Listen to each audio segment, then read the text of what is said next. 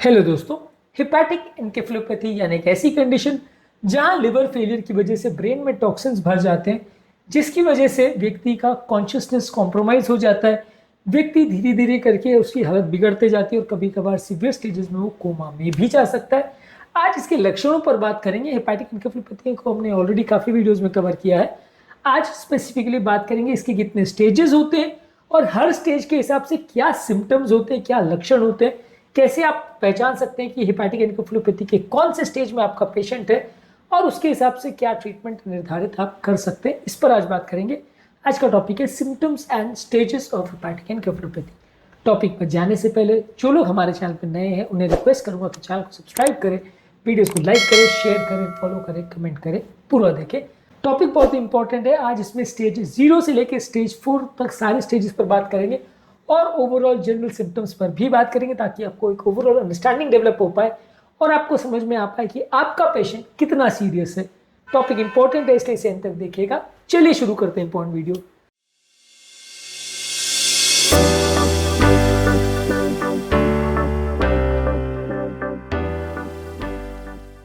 सबसे पहला स्टेज 0 जहां मिनिमल हिपैटिक एनकेफेलोपैथी यानी कोई लक्षण नहीं है, पेशेंट को कोई क्लिनिकल सिग्निफिकेंट सिम्टम्स नहीं है, थोड़ा सा कॉग्निटिव या मेमोरी का डिक्लाइनेशन है, थोड़ा सा साइकोमोटर सिम्टम्स है, लेकिन आप स्पेशलाइज टेस्टिंग के द्वारा ही पकड़ सकते हो।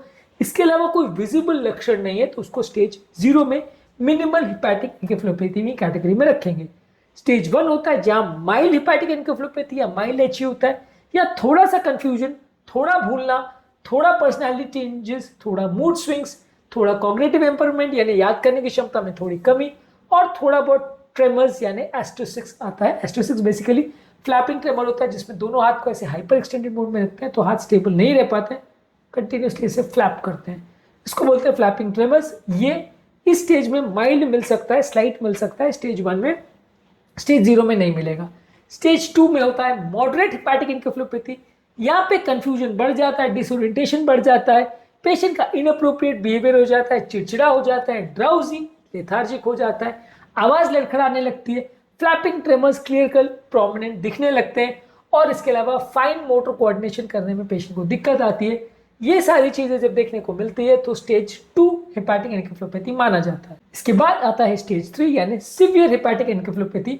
यहाँ पे कंफ्यूजन बहुत ज्यादा है, स्टूपर होता है या लगभग अनकॉन्शियसनेस की स्टेज आ जाती है, पेशेंट बेसिक टास्क भी नहीं कर पाता है, पर्सनैलिटी चेंजेस बहुत ज्यादा हो जाते हैं, चिड़चिड़ापन और कोई चीज से ध्यान नहीं देना, एपैथिक हो जाता है, बात क्या कर रहा है वो समझ में नहीं आता है, फ्लैपिंग ट्रेमर्स कंटिन्यूसली दिखते हैं, और इसके अलावा पेशेंट को रिजिडिटी या हाइपर एक्सटेंशन होता है, रिफ्लेक्सेस जो आप न्यूरोलॉजिकल साइंस में टेस्ट करते हो वो बढ़ जाते हैं, इसको एग्जैजरेटेड रिफ्लेक्सेस बोलते हैं।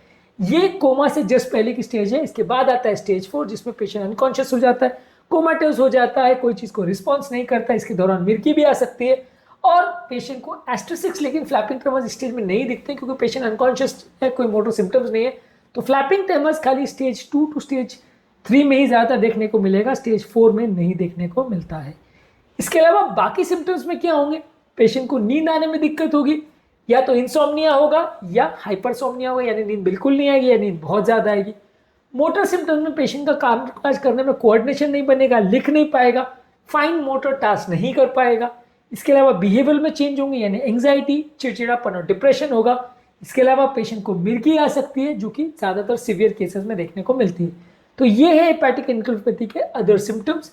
डायग्नोज कैसे करेंगे? पेशेंट का लिवर फंक्शन टेस्ट करेंगे, लिवर का ओवरऑल इवैल्यूएशन करेंगे, न्यूरोफिजियोलॉजिकल न्यूरोसाइकोलॉजिकल टेस्टिंग करेंगे, ब्रेन का ईईजी यानी इलेक्ट्रोएंसेफेलोग्राफी टेस्टिंग करेंगे, इसमें कुछ अबनॉर्मल चेंजेस मिलेंगे, और ब्लड अमोनिया लेवल्स टेस्ट करेंगे। ये सारे टेस्ट के माध्यम से आप कंफर्म कर सकते हैं कि पेशेंट को हिपैटिक एनकेफेलोपैथी है या नहीं। मैनेजमेंट में आपको अर्ली डिटेक्शन करना है, अमोनिया लेवल्स को कम करना है, पेशेंट का ओवरऑल मैनेजमेंट करना है। खैर, मैनेजमेंट अपने आप में एक बहुत बड़ा टॉपिक है, तो उसको अपने एक अलग वीडियो में डिस्कस किया है, उसको आप उस वीडियो में चेकआउट कर लीजिएगा। आज का टॉपिक बेसिकली रिस्ट्रिक्टेड है सिम्टम्स या लक्षण और स्टेजेस हिपैटिक एनकेफेलोपैथी के। टॉपिक इंपॉर्टेंट है, इसकी हर एक स्टेज के बारे में समझना और जानना आवश्यक है। हिपैटिक एनकेफेलोपैथी पर हमने और भी बहुत सारे वीडियोस किए, ये सारे ही हमारे चैनल पर अवेलेबल है, सबको जरूर चेकआउट करें। उम्मीद करूंगा कि आज के टॉपिक में कुछ नई बातें जानने को मिली होगी। जो लोग हमारे चैनल पर नए हैं उन्हें रिक्वेस्ट करूंगा कि चैनल को सब्सक्राइब करें, वीडियोस को लाइक करें, शेयर करें, फॉलो करें, कमेंट करें, पूरा देखें। Thank you.